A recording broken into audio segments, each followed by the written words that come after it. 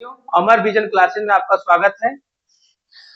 आज मैं आपको टाइम एंड डिस्टेंस, समय और दूरी में कुछ इंपॉर्टेंट क्वेश्चन लेके आया हूं, जो कि आपको मैंने फार्मूला नहीं याद है तो कैसे आपको सवाल करना है वो मैंने आपको बता रखा है, पिछली वीडियो में बता रखा है। तो आप यहाँ पे क्वेश्चन देख रहे हैं, इंपॉर्टेंट क्वेश्चन है, तो आप इसको बहुत ध्यान से अपना रफ कॉपी या फेयर कॉपी जहां भी निकालते निकाल लीजिए, और एक एक चीज मैं बहुत स्लोली स्लोली और ध्यान से पढ़ूंगा, समझाऊंगा, आप समझिएगा, ठीक है। आपको एकदम समझ में आएगा। आप लोग एकदम इंटेलिजेंट बच्चे हो, तो उन लोग ऐसे बच्चों को समझाने में टाइम नहीं लगता है, इसलिए आप लोग ध्यान देंगे तो आपको तुरंत समझ में आ जाएगा, ठीक है।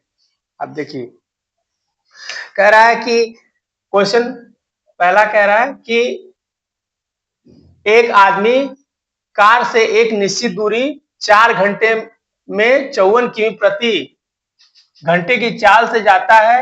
यदि वह उस दूरी को 3 घंटे में ही तय करना चाहता है तो उस कार की चाल कितने किमी प्रति घंटे की चाल से बढ़ाएगा।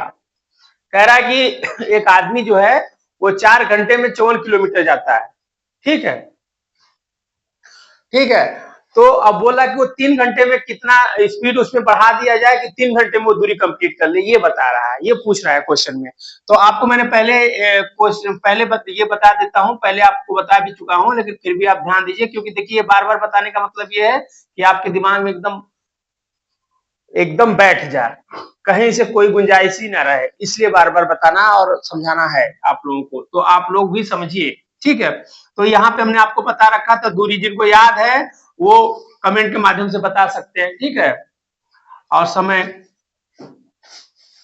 चाल, कुछ इंग्लिश वाले बच्चे होंगे तो ये इसको डिस्टेंस कहते हैं, इसको टाइम कहते हैं, इसको स्पीड कहते हैं, ठीक है। तो वो भी बच्चे चाहे तो देख सकते हैं, कोई इसमें प्रॉब्लम नहीं आएगी समझाने में, ठीक है। तो आपने देखा कि आपका ये, मैंने आपको पहले ही बता रखा है कि ये दूरी है, होती है ऊपर, ये दूरी, समय, चाल, ये अगल बगल भी रख सकते हैं, कोई दिक्कत नहीं आती है। अब इस क्वेश्चन में कह रहा है कि एक आदमी जो है निश्चित दूरी 4 घंटे में, तो ये अब हम फिगर बना लिए, अब फिगर बना लिए, अब कह रहा है कि ये कोई निश्चित दूरी होगी, दूरी एक्स वाई जेड कुछ भी मान सकते हो, दूरी निश्चित है तो कोई प्रॉब्लम नहीं है, ठीक है।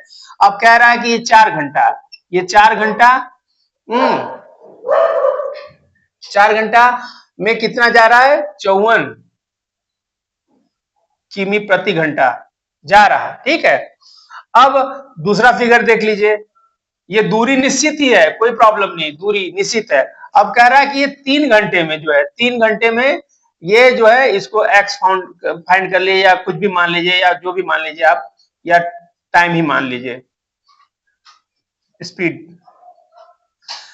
ठीक। ये प्राप्त करना है आपको, तो आप क्या करिए, आप इसको सीधे सीधे करिए, 4 गुणे 54, ठीक, बराबर 3 गुणे एक्स, या स्पीड मान लीजिए, एस मान लीजिए, ठीक है। अब इसको क्या करिए, इसका इसमें गुणा कर दीजिए, तो ये 4 गुणे 54, इसका इसमें गुणा हो जाए तो x बराबर हो जाएगा, ये बटे 3 हो जाएगा। इसको काट दीजिए, इसको काटेंगे, 3 एक कम 3 छक 18, 18 के 18, 18 दूनी 36, 18 तीन 54, 18 चौक 72, 72, ये 72 किमी प्रति घंटे की चाल से चलेगा, तो ये दूरी प्राप्त कर लेगा। लेकिन ये अब बहुत लोग उसमें क्वेश्चन में ऑप्शन में 72 भी दिया रहेगा, लोग मार के आ जाएंगे 72, सही ये नहीं है क्वेश्चन, और ध्यान से देखिए क्या कह रहा है। ये कह रहा है कि 3 घंटे में ही तय करना चाहता है, तो उस कार की चाल कितना किमी प्रति घंटे बढ़ाना पड़ेगा, कितना घंटा बढ़ाना पड़ेगा, किलोमीटर प्रति घंटा। तो आप ये देखिए, पहले 54 था, अब 72 हो गया, तो कितना बढ़ गया, तो ये 18 किमी प्रति घंटा, ये बढ़ गया। अब ये आंसर आपका होगा। तो आप क्वेश्चन लगा ले रहे हैं, समझ ले रहे हैं, अच्छी बात है, लेकिन वहां जो ऑप्शन होगा वहां पे भी आपको थोड़ा ध्यान देना पड़ेगा। मैक्सिमम लोग ये मार के आ जाएंगे और हो जाएगा गलत, इसलिए क्वेश्चन को बहुत ध्यान से पढ़ना है, ठीक है। तो ये आपका आंसर हो गया।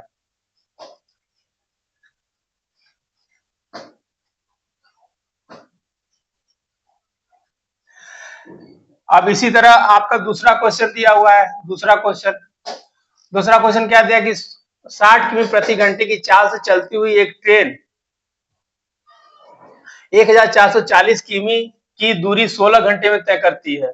उसी चाल से 4480 किमी की दूरी तय करने में उसे कितना समय लगेगा?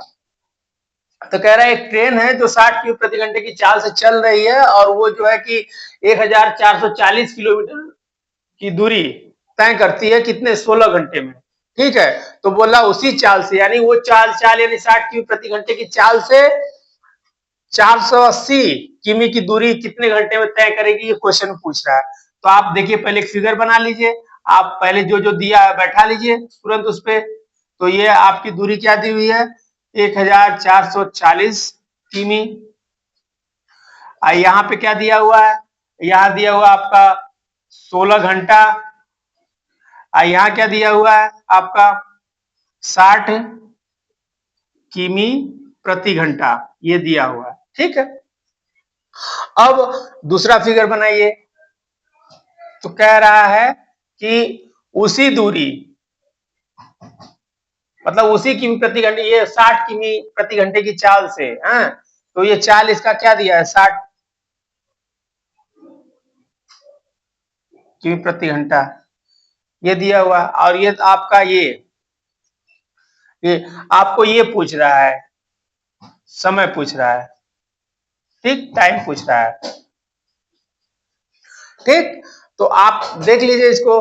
तो आप क्या करना है आपका, ये अब देखिए ये चाल, ये जो इसकी चाल सेम है तो चाल से कोई मतलब नहीं है। ठीक, हमें टाइम ज्ञात करना है। ठीक, तो आप अब कह रहा है कि यहाँ करते हैं, अब ये चीजें हैं 1440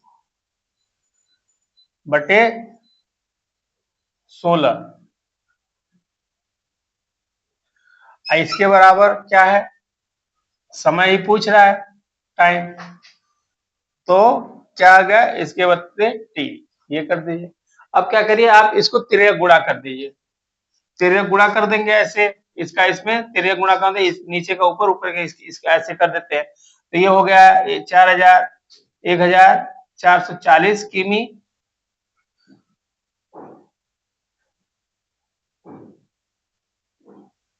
गुणे टी बराबर 16 इंटू इतना। ठीक है, अब इसको बोला टी प्राप्त करना है आपको, तो 16 गुणे 480 बटे 1440। तो ये आपका, ये 0 से 0 ये काट दीजिए। अब 16 से इसको काट दिए, 16 नवा 144, 9 बार जाएगा। अब 3 से काट दीजिए, इसको 3 से काटिए तो 3 हो गया, इसको 3 से काटिए तो 3 एकम 3, तिरछा 18, 16 हो गया।